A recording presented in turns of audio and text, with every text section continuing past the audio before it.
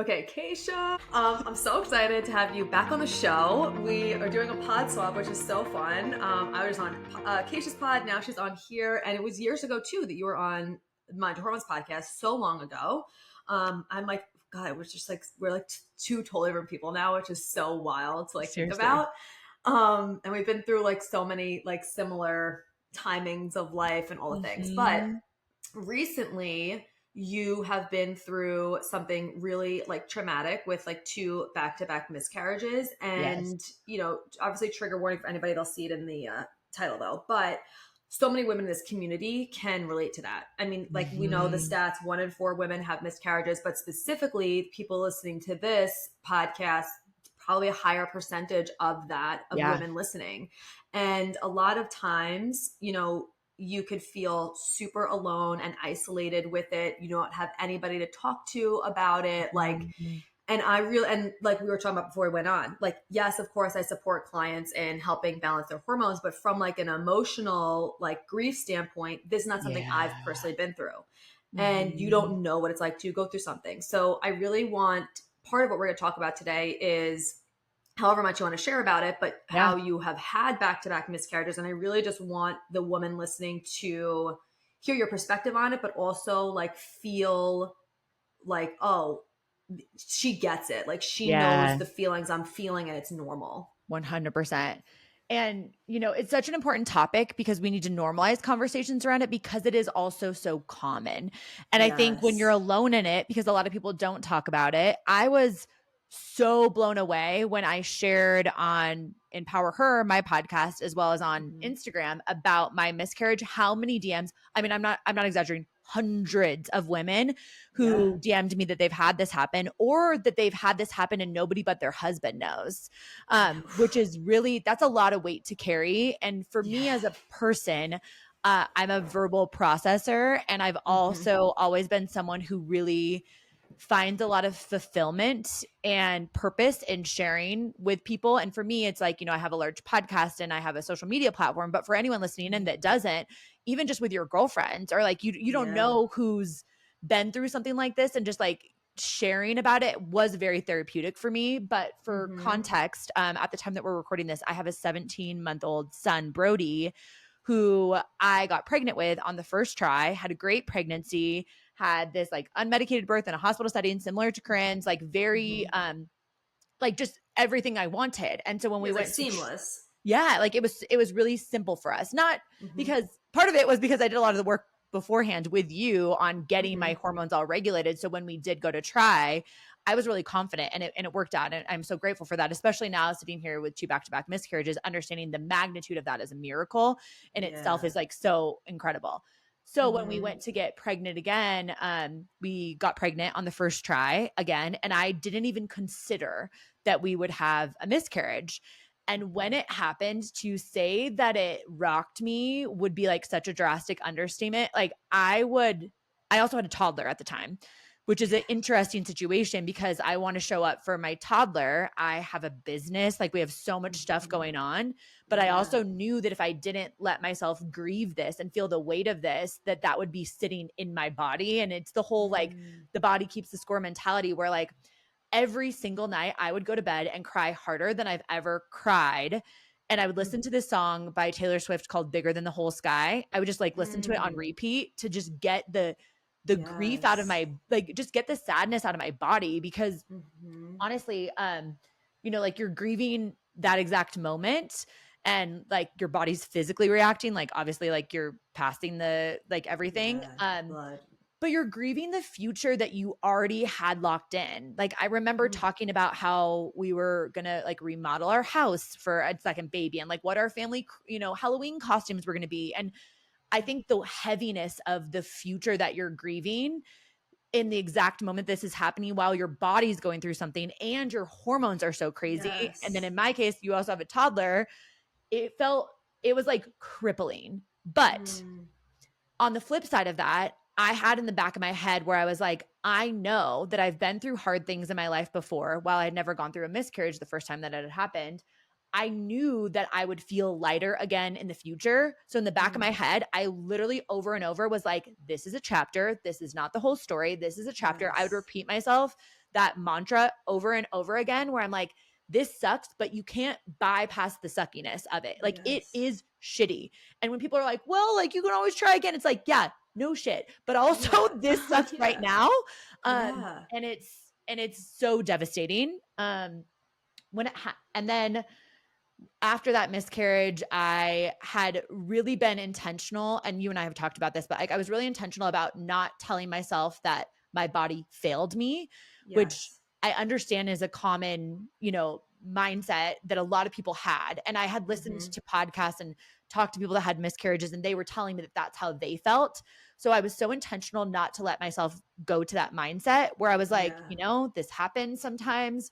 Maybe it was like a chromosome thing. Like it'll be okay when we try again. I'm not going to let it Yeah. like rob my joy in the future. And I was so locked in mentally. Mm-hmm. Um, we got pregnant again. To be honest, I didn't even realize that I would be ovulating so quickly that my body was Yeah. like back. So Because it was when what, I like the month after? literally the month after. Yeah. And to be honest, like I don't regret, like I don't feel like I wish I would have waited because it was Yeah. such like I really thought that it was going to be fine, to be honest. Yeah. Mm-hmm. Um, so we found out that we were pregnant again, and I was 100% confident that this was not going to be a miscarriage because I was like, well, I already Mm-hmm. had my 1 in 4. There's Yeah. nothing like I had a baby before, like it's going to be fine. When Right. this miscarriage happened, it literally shattered me like I've Mm. never been more sad in my entire life. Because then I Yeah. was now grappling, and I know a lot of women in your community can understand this. Now I was grappling with the idea of like, oh, I've got a fertility journey ahead of me. Like I'm having Mm. miscarriages, or for the women listening in, who've had negative pregnancy tests month after month after month, like the magnitude of that, it just feels so heavy because like it's something that you want so badly. Yeah. And whether it's your first baby, your second baby, like, and for anyone that's like struggling with secondary infertility or third baby infertility, it's like it doesn't matter that you already have a baby. You like when people are like, Yes. well, at least you have one, I'm like, oh my god. Like Yeah. what? It's like that doesn't make this any harder, any Exactly. easier. Exactly. Yeah. So when the second miscarriage happened, I like it really, really rocked me where I was like, I'm emotionally wrecked by this. So I canceled an event and refunded thousands and thousands of dollars to people that like I just like needed to give myself space. And Yeah. now sitting here, I'm about 4 weeks removed from it. And Mm.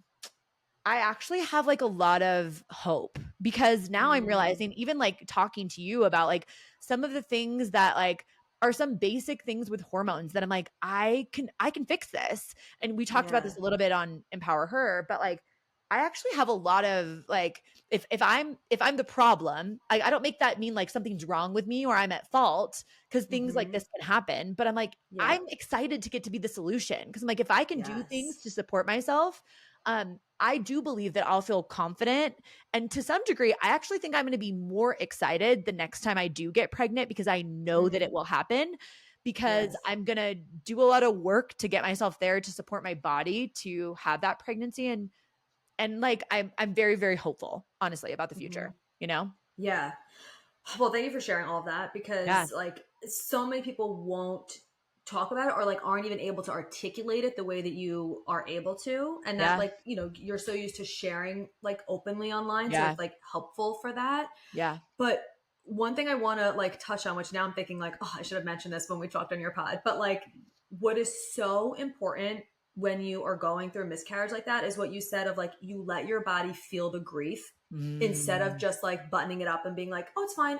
And like pretending like everything's okay, which yeah. a lot of women will do for so many different reasons, whether they feel like, oh, I was only a couple weeks pregnant, so I shouldn't be this upset. Yeah. Or I already have a baby, or like, oh, okay, I just have to just like pretend this doesn't exist. Like, and Yes. there's no right or wrong way. I'm not saying you're wrong for doing that. I'm just saying that like you need to let your body feel that and let it move through you because now of course it doesn't mean that you're not upset about it anymore, but Yeah. because you went to like the depths of it, Yes. it's not something that's like still in your like you're not feeling that depth of it still now every single day, right? Exactly. Like I'm sure it comes up for you, of course, but when you let your body feel the grief, you let it move through you instead of it popping up and it just staying stuck. And like you were talking about, Your Body Keeps the Score is a really good book if no one has read it. It'll manifest in other ways. It'll Yep. manifest in other blocks, which is what happens for a lot of women who have multiple miscarriages. It creates a lot of like energetic blocks in Yep. their body because you're holding on to something that is so devastating that you might not even feel like, you were saying like talk to girlfriends or whatever, or some people don't like, you might not even feel like you can talk to other people about it because maybe they never even like knew you were trying, or they've never had a miscarriage. So like, you're like, they're not going to Yeah. get it. So I don't want to talk to them about it. You know what I mean? So it's like Yep. really letting yourself feel that, I think, is one of the best things you can do when you're going through a Yeah. miscarriage. And hopefully you have someone hold you through it. Like I know like you and Cena have such a great relationship, and I'm sure he helped support you Yeah. through Oh, for that. sure. But But even that's really so, it's important. like he doesn't get it like you get it though. Yes. And to be honest, like there was a couple of times that I was so upset about it. And like he was like seemingly not that he wasn't upset, but he wasn't like emotional about it like I was, where I was Yes. like, I literally yelled at him at one point and I Mm-hmm. was like, why are you not upset about this? And he was like, Keish, Mm-hmm. like your body is also like, he's like, you have the hormone effects from this. Like your body was pregnant. You're like in like a Mm-hmm. postpartum, like he's like, your body's like healing from this. I'm trying to help support you by being like strong and here for you. Like for you, Yeah. this was, and here's the thing too, and I want to touch on this because I know that this is not talked about. Mm-hmm. It's not the conversation of like when's a baby, but like the realness of a positive pregnancy test. Like please don't Yes. tell yourself if you had a miscarriage at, my first miscarriage was at 5 weeks and 5 days, and I never talked about that publicly, but I found out Mm-hmm. before 4 weeks that I was pregnant. Like Yeah. I found out and I was like, "Oh my gosh, it was real to me, and I played out the future of this, and our Of son is a big course. brother and everything." Like it was real the second that I saw a positive pregnancy test. So like I think Yes. that's a thing that a lot of us do is like rationalize, because you find someone that had something crazy unimaginable happen, like a stillbirth, or they had a pregnancy Yes. loss at 12 weeks or whatever. Like you, Mm-hmm. like it's real to you. So it's like grieve how you need to grieve. But I don't think Mm-hmm. that bypassing it by trying to rationalize it of, a lot of the conversations that we were having behind closed doors that I didn't even really talk about even on my podcast is like, but I know for this audience is really important, is like okay, well, like I'll just, it was a pregnancy loss. Like I don't want to like think about it like it was a baby, like, or it was going to be a Mm-hmm. baby.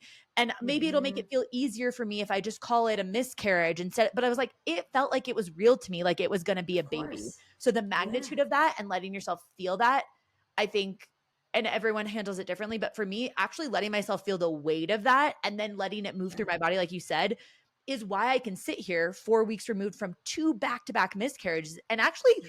genuinely say like, I'm really hopeful, and I'm really hopeful for anyone listening in that's had that experience, because the only thing that we really can control is our thoughts, because that's going to Mm-hmm. control our action. So now I'm like, let's regulate this blood sugar. Let's do this Yeah. poop test. Let's like do this death test. Let's do this shit. Let's go. Let's make a baby. And like, Yes. you think that you've seen a hyped pregnant person? Wait until you see me Yeah. pregnant after 2 miscarriages. I'm going to be twerking.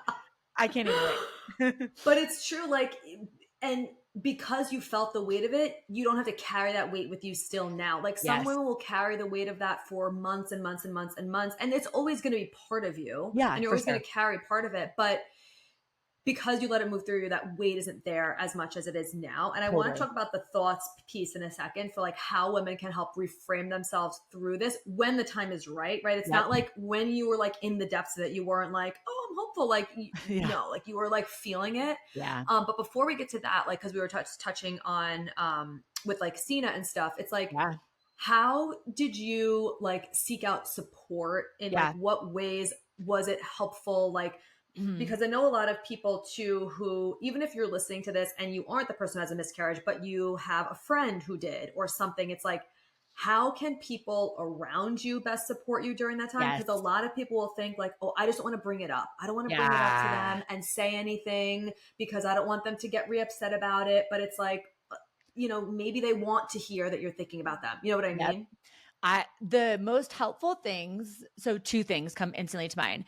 I had a lot of girlfriends that I had told about it that would just send me a text that's like, love you, thinking of you. Nothing. I know what they're thinking. I know that they're worried about me, but they're not like, how are you doing with the miscarriage? How are you doing? Because Mm. that almost is just like, oh my gosh.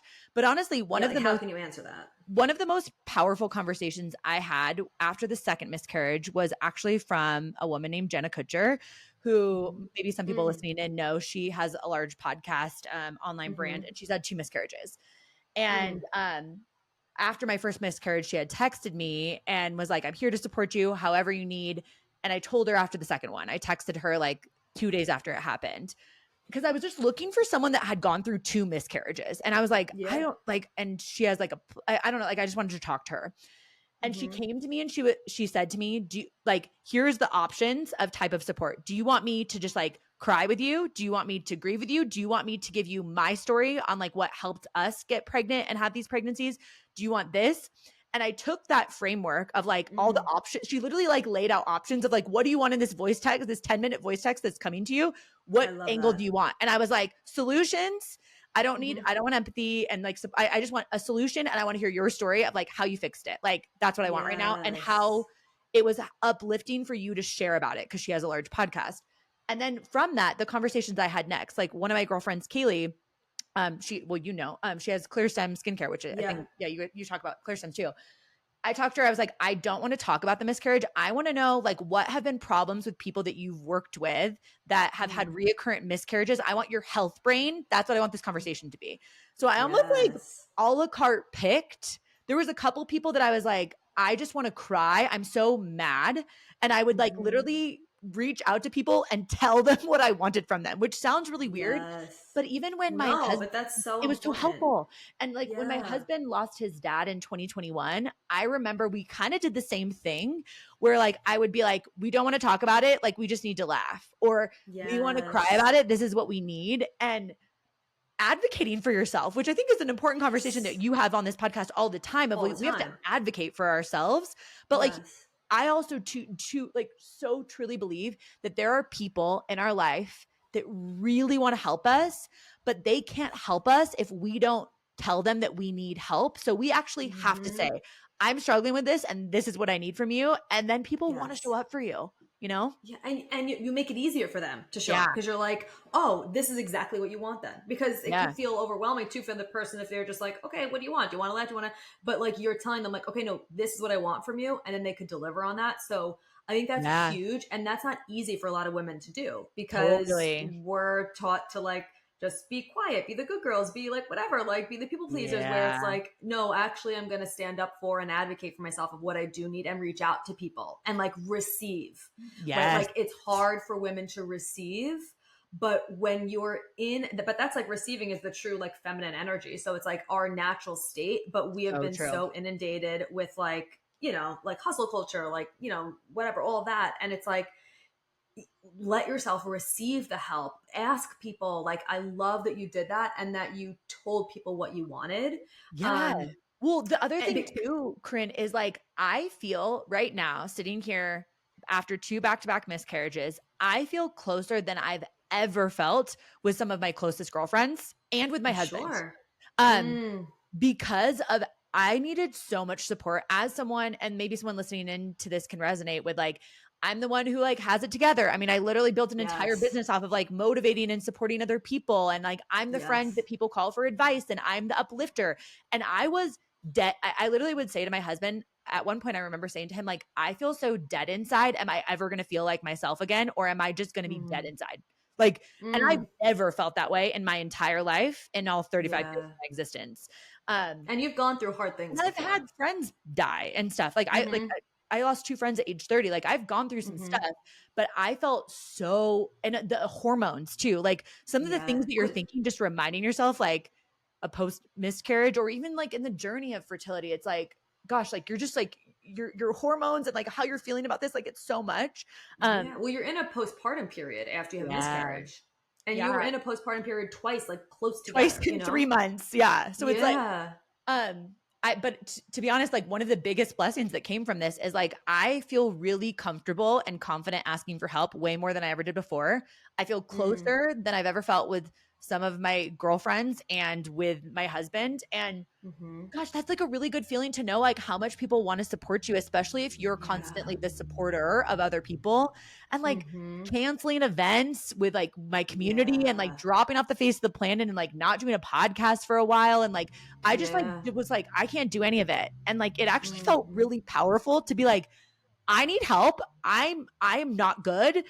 Somebody Yes. help me, please. Like I've helped so many people, like somebody help me. And I think there's a lot of women Yes. listening into this that like that might just be the reminder that you need of like people really do want to help you. They really, really do.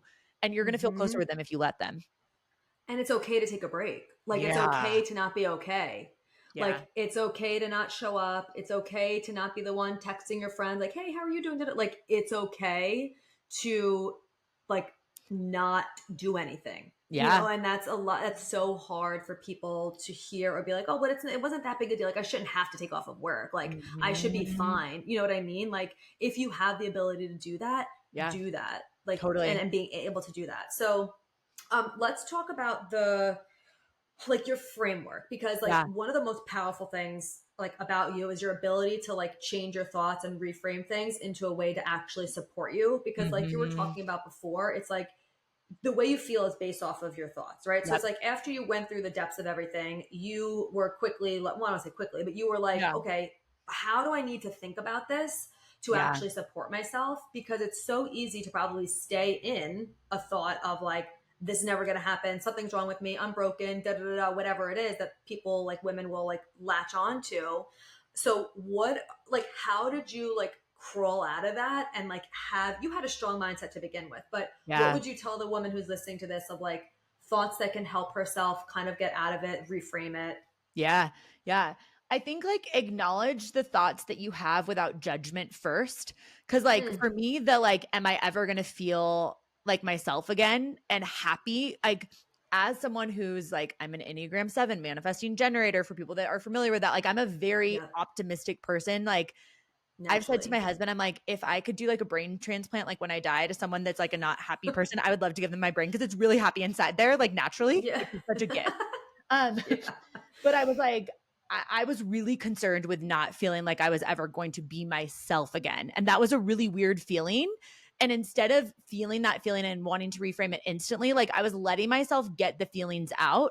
And to be honest, what Yeah. was even helpful for me too is I was like, what is the worst case scenario? Like, I really loved being Mm, pregnant and I loved childbirth and I really want to do that again. And I really yeah. want to have 2 kids. So that is Hmm. like something I really, really want. And that's the way that I want to do it if Yeah. I'm able to.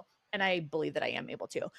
Yeah. So I was like, let me get out the worst thoughts, which is like, what would it look like if we could only have one kid? Or what would it like? I was like, let me go to the worst case scenario and then Yes. unpack where I can go from there without judgment or thinking that I needed to reframe it instantly. Because I truly do Mm, believe that like we will have another baby.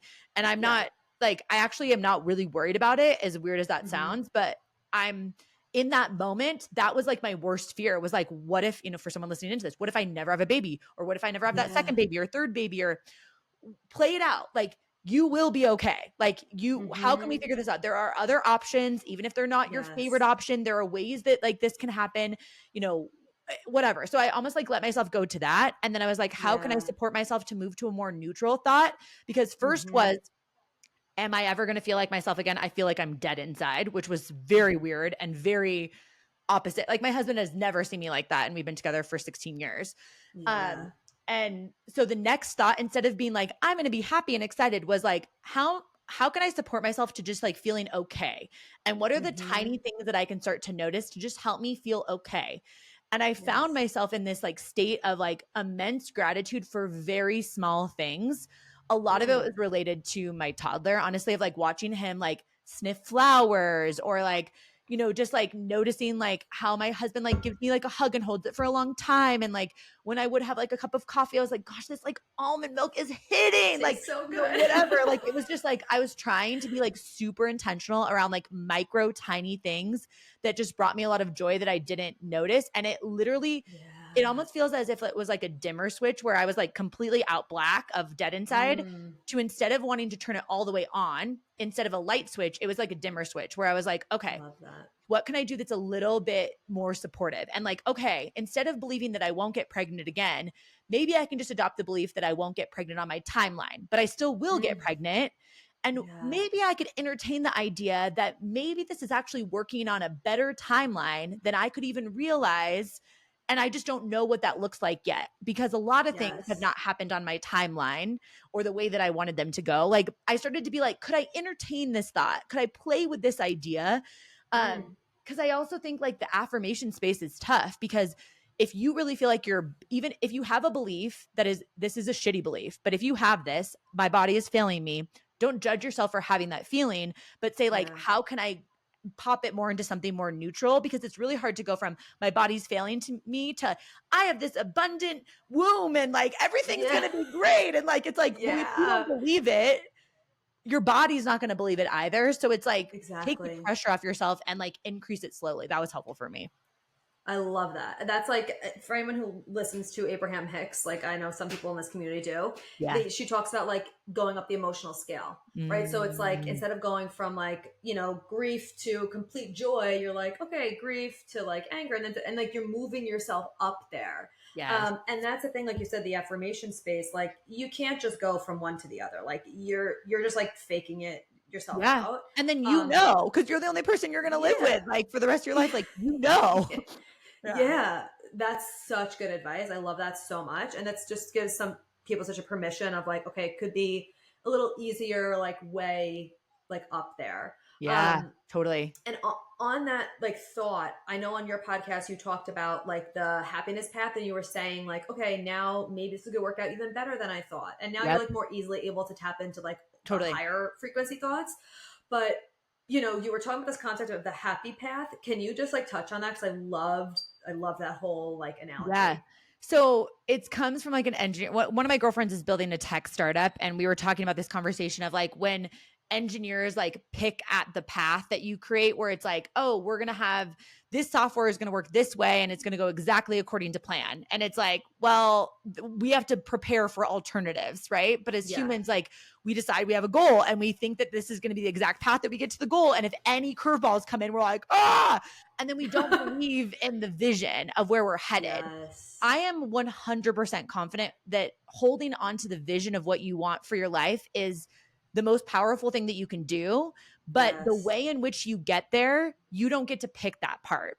And I think sometimes we think that we want this straight linear rainbows, butterflies, and happy little unicorns path to get there. But honestly, the ups and downs are where we learn everything, right? Like grit and Yes. resilience and resourcefulness, like all of those characteristics there are so important for us to have as we're just going through life, having the human experience. We don't build those skills if it's smooth sailing rainbows, butterflies, and unicorns all the time. And although I would never wish a fertility journey on someone because it's so overwhelming and it's really difficult, there are Yeah. things that you're learning that you could not learn if the path wasn't going the way that it's going. So maybe there Yes. is some happiness in the path. Sitting here as someone who's just had 2 miscarriages, I can say this, which I think like adds a little bit of like realness to this of like, I'm coming off of like the worst quarter of my entire life, like literally. Yeah. And I'm Yeah. sitting here Yeah. saying like, wait a second, how did that happening remind me of like, I am not taking care of myself from like a blood sugar perspective the way that I did before I had my first baby? And how is like me taking some more time to just like focus on myself and like get my own hormones in check so I can feel even better before we go into our next pregnancy? How is that actually serving me? Ironically, Yeah. my husband started a business and he brought me in now like as a co-founder that would happened a week after a miscarriage because this crazy thing happened where I'm like, I wouldn't have been able to come into that business if Yeah. I wouldn't have had this miscarriage, because I would have continued on with some of the other things that I was doing. So I wouldn't have been available. And I think this Yeah. business could be incredible. So it's like, whatever you look for, you're going to find is kind of the concept of it. And it's like, how can you find the happiness in this path while you're waiting for the thing that you really do want, trusting that your Yeah. vision's not broken of wanting that baby or wanting that second baby or wanting insert whatever you want. I don't think that you're gifted a vision if you're not also gifted the resourcefulness to figure out the how along the way.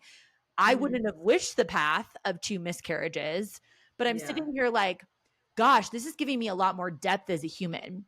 Like when we have our second Oh, baby, totally. maybe he's not I think it's going to be a boy. That's funny. So I just say he, but maybe the second baby is not going to be like our first baby, right? Anyone who has 2 kids knows their kids are like so different.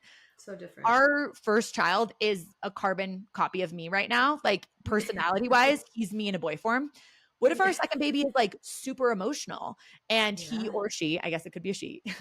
I just really think I'm gonna be a boy mom. I don't know why, but he or she, what if they're like super emotional and I need to have more depth of emotion as a human? And these 2 back to back miscarriages are helping me Yes. understand grief and giving me so much more depth to experience the full range of human emotions that Mm, and maybe I'm going to be a better parent to that kid because of this. Maybe our marriage is yes. stronger because of this, that when we 100%. go into 2 kids. So again, it's not a like take that with a grain of salt of like where you're at in your own grief journey, and it's not linear Yeah. obviously, but that perspective has been incredibly valuable for me in every single aspect of my life, but I've really been like honing in with that now in this season. Uh, that is like, it's so true. And I'm sure like it strengthens your faith too, Yes. because it's like this, this is your vision. And I always say too, like, I always believe like, your baby's soul is already in existence, right? And Yep. your baby soul Yep. chooses you.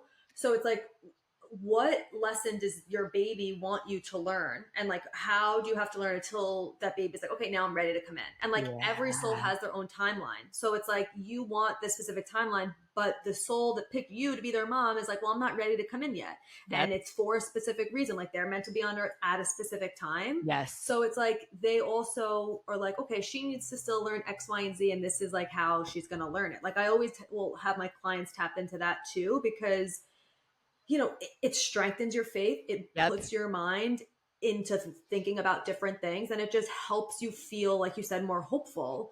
And I Yeah. could just tell with like the way that you're talking about that, like I'm sure it has increased your faith and like 100%. strengthened it. 100%. And that's like, and faith, I'm not even talking about like religion or anything. It's more like faith Yeah. is trusting something that you can't see. And that is Yes. very valuable in every single aspect of your life. And if you can double down on like, I still like statistically, like looking at my track record of the last like 3 months, like the fact that I can sit here and say, like, I am confident that Mm-hmm. I will have another baby. Um, Mm-hmm. I'm very confident in that. Like I believe that that's true. But if you look at my last like 3 months, it's like, really, girl, you're not batting very well right now. But But that's a truly, choice because you're yeah, it's a choosing to choice. think that. It's a choice. So I'm going to act in accordance, because you also have Mm-hmm. to have faith in order to go do all of the stuff that you need to do. Like, do I want to drink Totally. warm water with lemon in the morning and like regulate my blood sugar and like do all this random shit that I need to do? Do I want to do that? Like, I mean, yes, so I feel better and like it's all great and I'll get pregnant. You're But like, but does no. it sound like a lot of shit that I need to do? Yeah. But at the same time, I'm like, I'm willing to do it because I believe the outcome will be the goal that I want. So I'm willing to go down whatever path that I need to go down. Like I'll Mm-hmm. poop in the little sticks and mail it in. Like I'm doing that. It's great. Can't wait.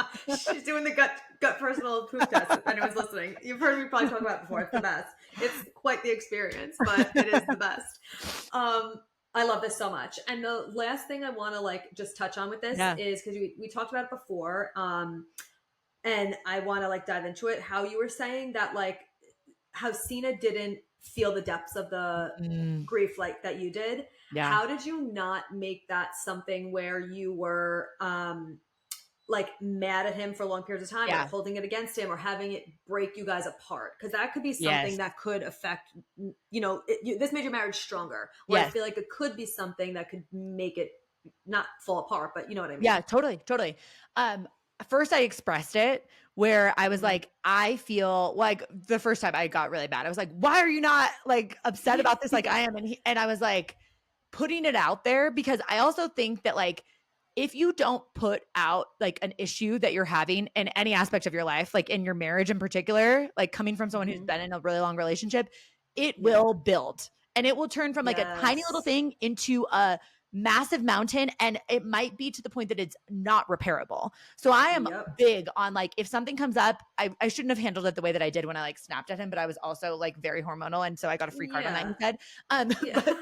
But but I, but I like the root of it is how I approach everything in our marriage, which is like, hey, so like this happened. I don't think that was your intention, but it made me Mhm. feel this way. And, you know, I'm in control of my own feelings, but at the same time, like, can we talk about how we can like support each other better?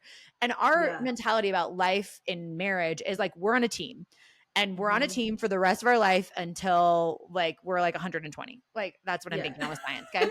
So I'm like, if we're on a team, we need to get over things as quickly as possible because otherwise it just festers. So like if we're on a team, Mhm.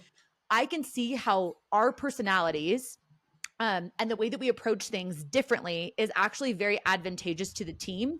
If we approach Mm. things the same way, we were both sitting listening to Taylor Swift, Bigger Than the Whole Sky, crying every single night, it wouldn't have been very productive because we also have businesses The and we have a baby, yeah. child and like we have Yeah. bills to pay and we have like life to do Mhm. still. So at first I just explained it to him and I wanted to be validated that like he was feeling this, but I also really got to understand like where he was coming from. And it was all trying to support me, where he was like, I want to support you. I want to make sure that our Mhm. family is okay. Like, and he was able to articulate to me like why he was acting the way that he was acting and also Mhm. understand that my lived experience is so drastically different than his lived experience, especially Totally. while going through a miscarriage. So it was like, number Mhm. one, I would say like I said it and I wouldn't recommend yelling it, but like, But it worked out. but It's it did work fine. out afterwards. But like I said it, and normally I'm really good at like saying things in like a pretty calm tone. Yeah. And then I gave him the opportunity to like explain how he was feeling, and as soon as Mhm. I like, it's just like when you hear somebody's story, you can't really like be like when you understand where they're coming from. I'm like, oh, like Yeah. you just care so much about me and you're trying to support me, and the way that you feel that's best to do that is to not let yourself get super emotional, but instead like Yeah. try and be strong for our family and for our son. I love that. I respect that. Especially as I a get man, you're that. such protectors. Protector. And I was like, I love that Mhm. I feel very protected by you, but you're still gonna like cuddle me while I'm just like sobbing into your arms. Like I feel very Mhm. supported by you. And then zooming out, it's all team mentality where I'm like, I want you to have a different skill set. I want you to have a different way that you think about things because if our goal is to be on this team for forever, it's better for us to have two MVPs with different skill sets. So Yeah. I just think about marriage that way too, you know? Yeah, I love that. And the so now this is the last thing because Yeah, just on you're that good. because someone listening who is also a mom already and Yep. maybe have had these miscarriages or listening too, you do such a good job of prioritizing your marriage, Yeah. even though you are a mom. And Yeah. that is extremely difficult to do Yep. because the baby is now like the center of everything. Like Yep. you always, like wanting to be with them all the time, but also not wanting to like Yeah. ha- and we've talked about this before, but like, how do you make it a priority to prioritize your marriage? And like, just your perspective on it, I think is going to be helpful for someone listening where, a lot of times, especially when you're going through like raising little humans, Yes. like your marriage could really take a back seat. And it's a lot of times the hardest time in marriage when you Yes. have young kids. Yep. So I would love to hear your perspective on it. I think of everything with seasons where like the Mhm. newborn season was not like date nights for us. Like, we were not like The we were not newborn doing season date is a nights. lot. We're like dead. We're so sleep deprived. And so that's a season in itself. Yeah. But I also think that like because both my husband and I come from divorced parents, my dad's on his third marriage, seen it like they've both been divorced.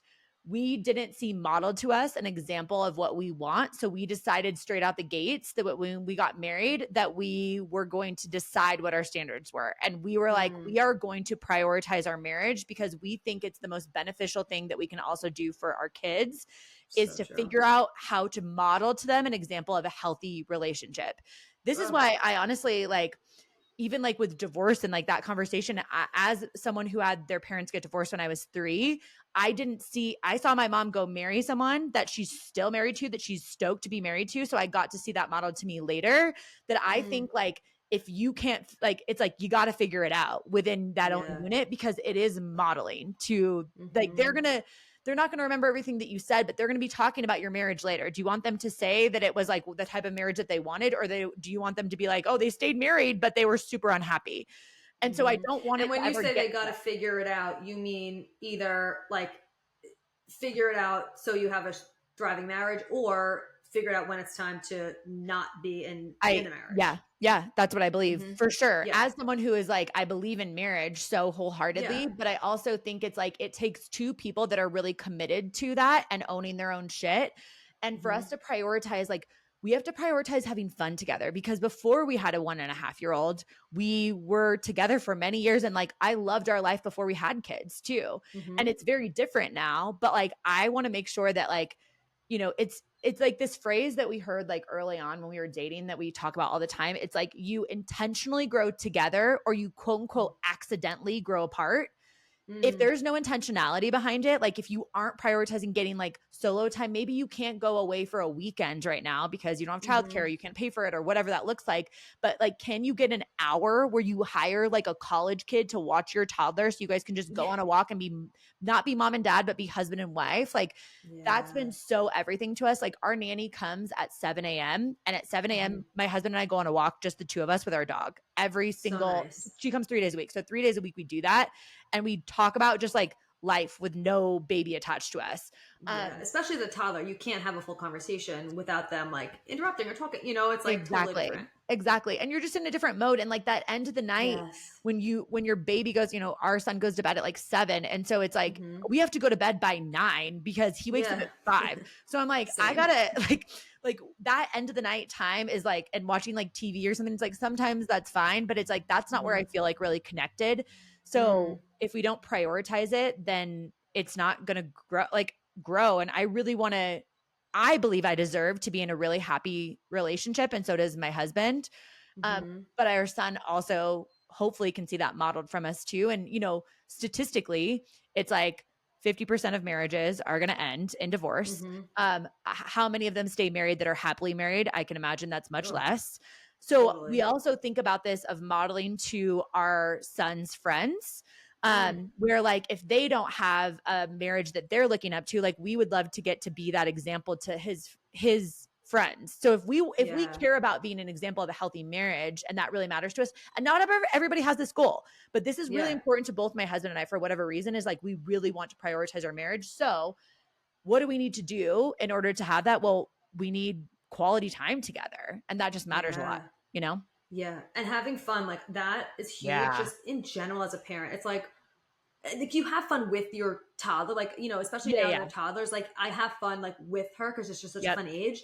But having fun as just husband and wife or Yes. partners or whatever it is for Yep. you listening, that's something that like just doesn't come like natural in your day to day anymore unless you like Yes. make it a point to be like, let's do this to have fun, let's get out of mom and dad mode. Like it's so different than before you have kids. Yeah. And we even try, like, because we used to, especially like right when we had Brody, when we would do something, we'd be like, Mom and Dad gone wild. But like sometimes Yeah. we'll be like, husband and wife.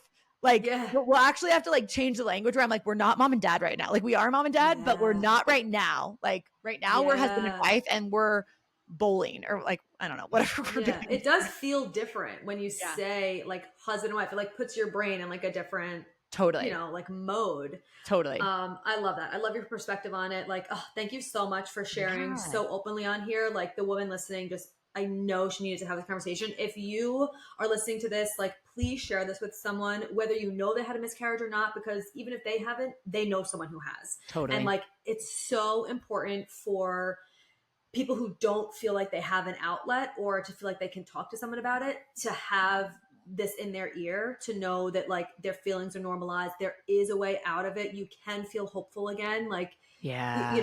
and like how you can reframe it, and not just because a lot of people too will all of a sudden right away dive into like, okay, what can I do to fix it, and like the strategic side of things, which of course obviously I Yeah. teach that, it's important of course, but For like sure. this is more important in my opinion, to like really have that like emotionally like dialed in. So So thank you good. so much Yeah. for coming on and sharing so openly. And how can everyone connect with you, your podcast, all the things? Yeah. I love you. And this is so important. I And love I'm you. glad that it's just like you care so much about your community also to have conversations like this with someone who's gone through like a miscarriage like this, like we were talking a lot about. I just love what you're doing in the world, and I am going to be your like biggest hype girl for the rest of your life. So good luck getting rid of me. Okay. If you don't know, people listening, Kacia is the reason why I started this podcast. She's not doing it actively right now, but she helped like hundreds of women launch podcasts, and I was one of them like 5 years ago. So wild. Yeah. So my show is called Empower Her. You can find it anywhere you get podcasts, obviously. And then you can find me on Instagram at Kacia Ghetmiri. And currently I've paused everything I'm doing in my personal business to build a startup with my husband. It's called Rent Up. We fill apartment vacancies using Facebook and TikTok strategies to fill them. It's so wild. Cool. It's so different than everything I've ever done. And the reason I even share that is because permission at any point in time to change your mind on what you want to do. Like, for that. Like, I literally am so excited. This is like such a different type of business. And, you know, it's like, it's been such a fun journey. So I don't have any way that you can work with me currently. You can listen to my podcast. You can listen to my podcast, check it out. Yes. And other than that, I'll just be your hype girl. So thank you so much. Or Corinne. if you have an apartment building for some reason and you need vacancies. If you own an apartment building that has any vacancies, slide into my DMs. Or if you invest in apartment buildings, you slide into my DMs. Or if you're looking for an apartment building, slide into my DMs. Anything with apartment buildings, go find Kacia. I love it. I'll put all of us in the show notes. Her podcast is freaking amazing. You have like, I don't even know, 700, 800 episodes. Like, what are you even at this point? So probably like close to 700. Yeah. Yeah, insane. Yeah. I love you so much. Thank you for being here, and I will talk to you soon. Thank you so much for being here. If you loved this episode and learned something valuable, please share it with a friend who you think would also love it, or post it on social media and tag me so I could personally say thank you for helping me spread this important message.